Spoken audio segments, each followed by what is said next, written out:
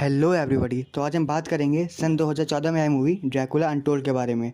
इस मूवी को डायरेक्ट किया है गैरियर शेर ने और इस मूवी के मेन लीड में है ल्यूक इवांस। इस मूवी की IMDb रेटिंग है 6.3, रोटेन टमाटोज पे 25% और इसकी मेटाक्रिटिक रेटिंग्स है 40%। तो आइए चलते हैं वीडियो की तरफ। Hello everybody and welcome to our channel.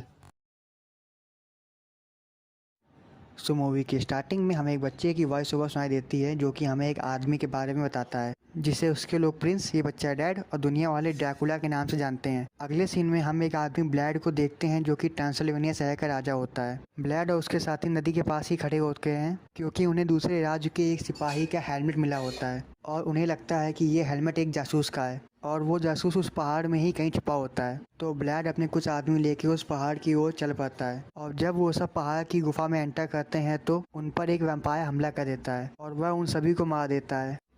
तब ब्लैड किसी तरीके से बच के उस गुफा से बाहर आ जाता है और फिर ब्लैड अपने महल में आ जाता है। महल में आके वो एक प्रीस्ट से मिलता है और उससे उस वैम्पायर के बारे में पूछता है। तो प्रीस्ट उससे बताता है कि उस गुफा में एक खतरनाक वैम्पायर है जो कि इंसानों का खून चूसता है और उसी ने तुम्हारे सारे साथियों को मारा होगा। वो प्रीस्ट उसे बताता है कि पहले वो वैम्पायर भी एक इंसान हुआ करता था, पर शैतान की बातों में आके उसका ये हाल हो गया। तब से वो उस गुफा में ही कैद है और वो उस गुफा से तभी आज़ाद हो सकता है जब वो किसी और को अपनी बातों में फंसा के वैम्पायर बना दे। ब्लैड उस प्रीस्ट से कहता है कि तुम ये सारी बातें किसी और को नहीं बताओगे। फिर कुछ दिनों बाद जब ब्लैड अपने महल में बैठ के अपने साथियों के साथ खाना खा रहा होता है तब दूसरे देश का एक सिपाही उनके पास आता है और वो उनके महल में कुछ अमाउंट लेने आया होता है। बेसिकली ये एक बहुत पावरफुल राज्य टर्की का सिपाही होता है और ये हर साल कुछ छोटे राज्यों से कुछ अमाउंट लेता है और बदले में ये उन पर हमला नहीं करता है। ब्लैड उस सिपाही को कुछ अमाउंट दे देता है पर वह सिपाही कहता है कि वो इस अमाउंट के साथ साथ इस राज्य के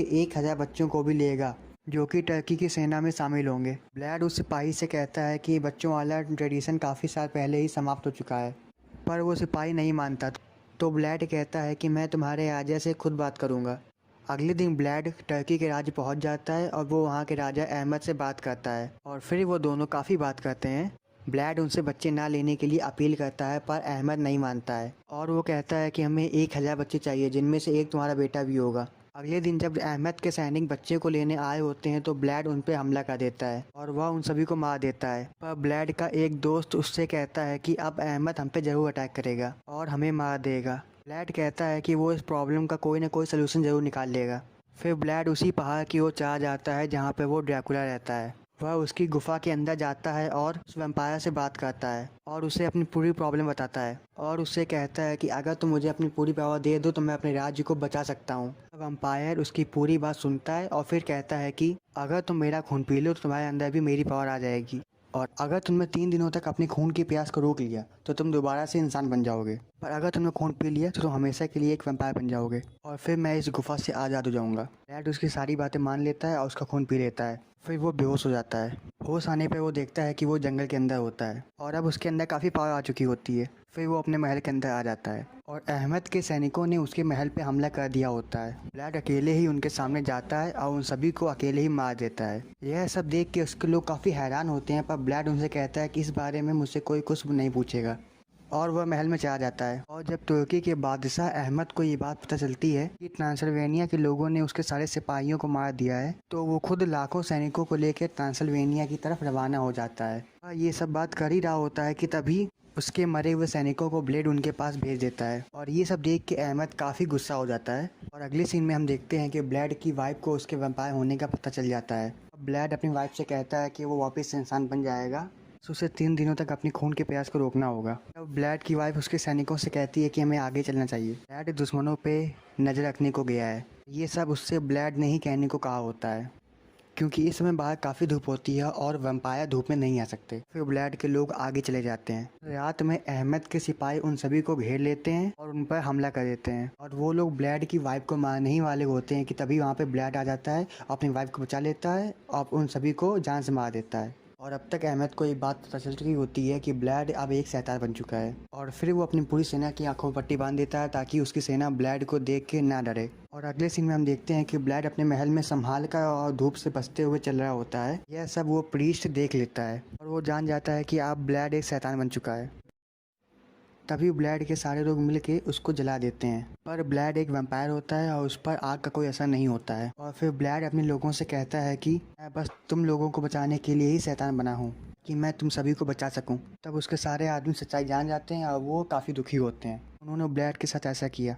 तभी वो देखते हैं कि अहमद की सेना काफ़ी पास आ चुकी होती है और ब्लैड की सेना में इतने सैनिक नहीं होते हैं जो कि उनका मुकाबला कर सकें। इसलिए ब्लैड बैट्स से कम्युनिकेट करता है और उनकी हेल्प लेता है। फिर वो सारे बैट्स ब्लैड के कहने पे अहमद के सैनिकों पर हमला कर देते हैं। फिर ब्लैड खुद भी उन लोगों को मारने के लिए आ जाता है, पर तभी अहमद के सिपाही पीछे से महल के अंदर घुस जाते हैं और ब्लैड के लोगों पर हमला कर देते हैं।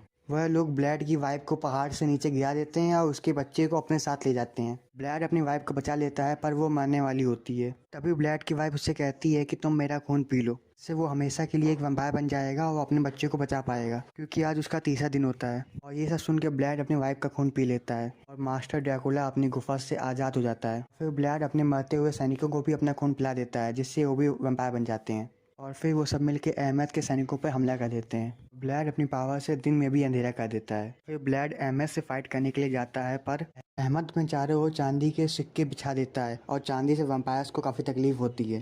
पर फिर भी ब्लैड अहमद से फाइट करता है और उसे मारने में कामयाब हो जाता है। जब वो अपने बेटे को लेकर बाहर आता है तो बाहर जितने भी वैम्पायर्स होते हैं वो सब ब्लैड के बेटे का खून पीना चाहते हैं। ब्लैड उनमें से एक को मार देता है, जिससे बाकी वैम्पायर्स डर जाते हैं। तभी यहाँ पे वो प्रीस्ट आ जाता है और वो ब्लैड के बेटे को अपने साथ ले जाता है। और फिर ब्लैड, जिसने अपनी पावर से अंधेरा किया होता है, वो दोबारा से उजाला कर देता है। इससे सारे वैम्पायर्स वहीं जलकर मार जाते हैं और इससे ब्लैड भी मारा जाता है। और फिर वो लोग ब्लैड के बेटे को ट्रांसिल्वेनिया का अगले राजा बना देते हैं। तभी हम अगले सीन में देखते हैं कि वो प्रीस्ट ब्लैड की डेड बॉडी के पास जाता है और उसको अपना खून पिला के ब्लैड को दोबारा से जिंदा कर देता है। मूवी के एंड में हम देखते हैं कि 200 साल बाद भी ब्लैड लंदन की गलियों में टहल रहा होता है और उसे अपनी वाइफ की हमशक्ल मिलती है। फिर वो उसके साथ चला जाता है और वहीं पे मास्टर ड्रैकुला भी होता है, जो कि अब ब्लैड का पीछा करता है। तो अगर ये वीडियो आपको अच्छी लगी हो तो इसको लाइक कीजिए, शेयर कीजिए, चैनल पे नए हैं तो इसको सब्सक्राइब कर लीजिए। हम आपसे फिर मिलेंगे किसी नई वीडियो में।